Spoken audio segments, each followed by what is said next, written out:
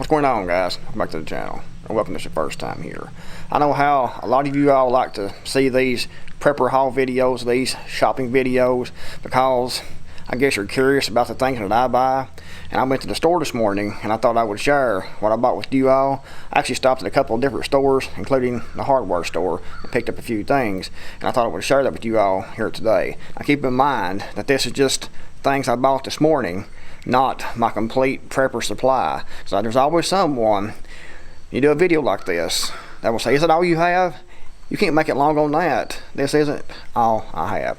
This is what I picked up this morning, and this is mainly to replace stuff that I've used. You know, I talk about on this channel quite often the first in, first out principle. You know, you buy it, you use it, and you replace it, and then keep that cycle going. That way you always have a fresh supply on hand. That's why it's great to keep, you know, detailed list of the things you buy and then the things you use, and take that things you use as your shopping list when you go back to the store and pick those items up, if you can still find those items, because things are getting more difficult to find. The store looked fairly stocked this morning. However, I did notice their prices are definitely going up, and you know, the shortages seem like right now they're sporadic. They are stock shelves at one point, the next day you go in, it might be empty. You go to one store, it might be full of that same product, and another store might be empty. It's kind of like, it's sporadic, but I think we're going to see that sporadic turn into common. You know, if you go to the store, it's going to be common to see those shelves empty no matter where you go to, and have trouble finding those products. But anyway, let's turn this camera around. Let's look at what I picked up this morning. And like I said, keep in mind, guys, before you hit me in the comments, this isn't all I have. This isn't my total prepping supply. This is just a few things I picked up that I wanted, a few things that I needed, and a few things like the food items to replace, you know, some of the items that I've used.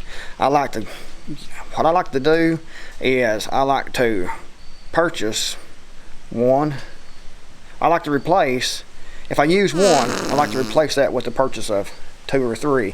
That way you always have more on hand, and still date, use, and rotate, and that way you keep on adding more to your supplies without spending a lot of money all at once. However, right now, if you aren't already stocked up on at least a 3-month supply, you need to do everything you can to at least put that 3-month supply back.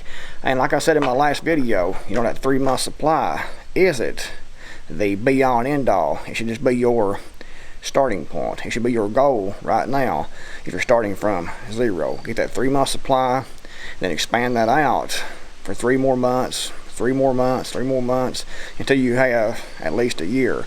But to start out, your goal should be 3 months at a time. Get 3 months, meet that goal, and once you meet that goal, expand out to include more months in 3-month intervals. Write down what you use in a week, and then multiply that over 3 months period, and pick that up right now as quickly as you possibly can, because it's not going to get any cheaper, not going to get any more abundant. So do that now while you still can if you haven't already. Anyways, we turn this camera around here and we'll look at what I picked up this morning. Alright guys, we'll start over here on the left.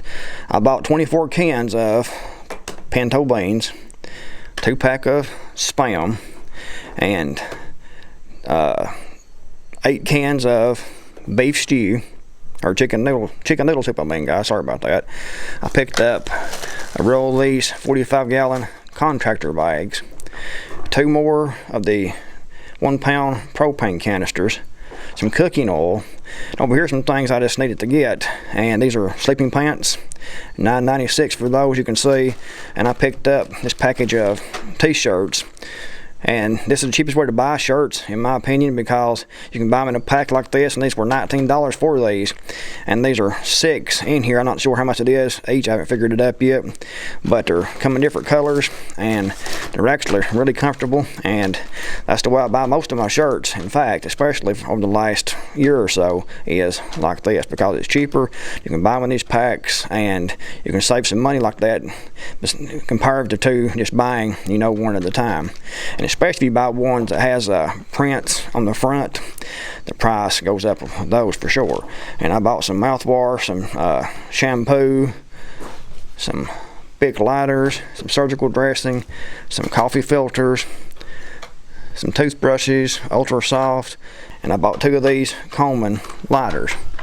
Now the big money right here that I spent this morning was right here, and this is $176 right here for these 12 2x10 8-foot long treated lumber. You can see they're starting to split right here, but it's no issues. You can see if you're at the top, the splits aren't coming through. It's right on the edge here. And these will be to make 2 more raised beds. And the raised beds I make is like those over there. And those are 8 foot by 4 foot by 20 inches deep. And this year we'll make 2 of those raised beds. So over here on these raised beds, when I get these finished, I will have 6 raised beds over here. And they'll come out to about right there, the raised beds will. Up here, and that's where the sun shines in. This is actually the best place for raised beds here. So when I get those put in, I'll let you all see those when I get those put in over here. I made a video actually about making these raised beds. I made several videos about raised beds, and I also talked about treated lumber in one about 2 years ago. You can go back and find that in the video archives. But as you can see, it is good looking lumber actually, but at $176 it should be excellent lumber. I was waiting for the price to go down some. However, I've been checking for about the last month and the price hasn't went down any. So more raised beds going in here in a couple of days, guys. And it's very important, you know, like I talk about having storage like over there. However, you need to figure out what you can do to produce food on your own property, because you can only store, you know, so many pounds of rice, so many pounds of beans, so many cans of canned food, so much cooking oil, and you're limited by space, you're limited by finances. So guys, it's definitely important to figure out how you can produce more on your property. That should be one of the key principles of your survival plans, of anyone's survival plans, especially if you own your own property, is to figure out how you can make that property produce. Because if you have property and you're not making that property produce and you're just storing back, you know, canned food and grains and things like that, and your food storage are going to eventually run out. And like I said, only so much space, only so much financial resources to purchase those supplies. So it becomes impossible to stockpile and to rotate an endless supply of food and hygiene items and things like that. So it's important to figure out how you can produce as much as you can on your own property. Make that property productive.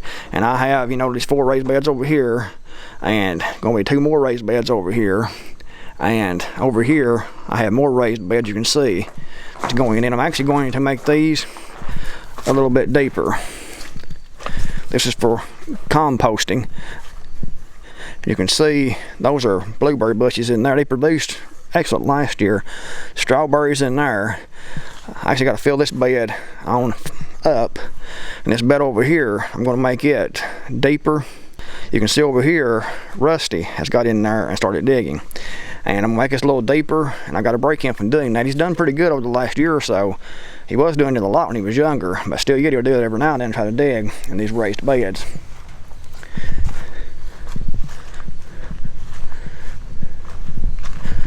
These over here are dwarf apple trees. These need to be pruned again. I have 3 more over that way. I need to plant some more trees in here, some more fruit trees in here in different locations. The area down there, you can see from here over to here is another garden area. However, I didn't plant the area this year. I got busy doing other projects and working on those raised beds. I didn't plant that area. However, I did till the area up, and I had composted the area because the area is kind of poor. And I planted in it last year and it grew, but not great. So I decided to let that go this year and just add more compost to it, you know, during last fall. And I tilled that up really good. There's a video about that on this channel here. And I tilled that up and I put a lot of compost in there, and then I need to till this up again this year and put more compost in there, and hopefully by next year I can grow a lot more in there. Like I said, I tried planting that right there, the area from here over to here, and that's about 35 foot by about 10 foot wide garden area right there. And you can see where the sun is actually shining in the area. And this is about 11 o'clock in the morning. So when the sun comes up, it comes up there and shines in here all day. I need to cut that tree right there to get a little more sun in, I think, and maybe that one over there, and make those into firewood and put more sun into this area too. So hopefully next spring this will produce a whole lot more. You can see the chickens down there. So guys, it's important to make your property produce, like I said, all you possibly can. And this property here is difficult because it's hillsided. And when I bought this property, you know, they had no garden areas. Nothing had been done here to further production of this property. And the people who bought this were just living here. And this right here was all grown up. All the way down through there was all grown up. And I had all this cleaned up down there with the dozer and put that chicken coop in there and planted that grass in there and everything to make this a little more productive. Been working on that garden area, like I said, for the last 3 or 4 years actually, and I planted it a couple years and it didn't produce very well, so I decided to just go ahead and add compost to that and hope that will produce better next year. You can see the property is rather hillsided, but you can do a lot on hillsided property if you put in the extra work. Everything is easier if you have, you know, level property. And if you're looking at new property to buy, I recommend trying to find level property, because like I said, it's easier to work with. And this area right here is my main raised bed garden area, and those 2 beds, bring this over to here. I might have room to put in another one. I'm going to see how much room I have out here after I get the other 2 built. If I can put a couple more here, then I will. But anyways guys, hope you enjoyed the video and found it entertaining or useful. If you did, give it a big thumbs up. If you haven't subscribed yet, then please hit that subscribe and turn those notifications on to be notified when I upload a new video. Thanks guys for watching. I'm the Creekmore out of here, and I'll see you all in the next video, hopefully.